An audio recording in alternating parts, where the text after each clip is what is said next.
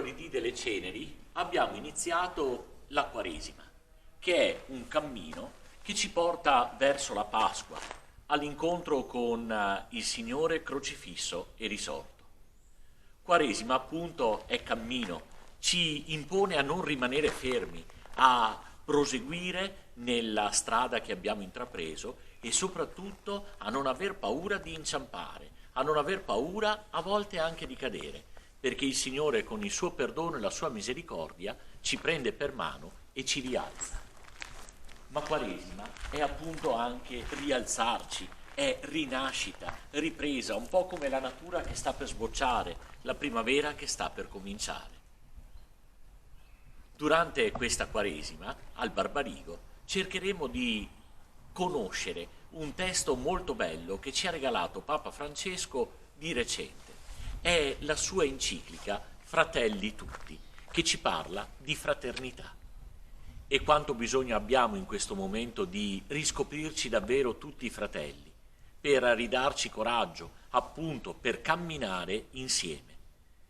Allora nell'introdurre questo testo, che poi svilupperemo attraverso anche alcune testimonianze, alcune interviste nelle prossime settimane, vorrei lasciarvi due immagini. La prima immagine è questa. Rappresenta una tavola imbandita, la condivisione del pane e del vino. Naturalmente il rimando è immediato all'ultima cena, ma questa immagine ci ricorda anche che possiamo valorizzare la fraternità, la fratellanza in ogni momento in cui viviamo la convivialità, l'essere compagni, la condivisione, lo stare insieme. E allora il primo impegno della Quaresima potrebbe essere proprio questo: valorizzare i momenti nei quali stiamo insieme, con uno stile nuovo di rispetto, di accoglienza, di ascolto. La seconda immagine è quella della lavanda dei piedi. Vivere insieme, accogliersi, ascoltarsi è servirsi, essere al servizio gli uni degli altri, sapersi anche lavare i piedi, accoglierci nelle nostre fragilità, nella nostra povertà, nella nostra piccolezza. Gesù lava i piedi e invita anche noi a lavarci i piedi gli uni agli altri. Accanto a questo messaggio di Quaresima, per una Quaresima di fraternità, mi piacerebbe anche ricordare l'impegno che come scuola vogliamo prenderci verso la Pasqua.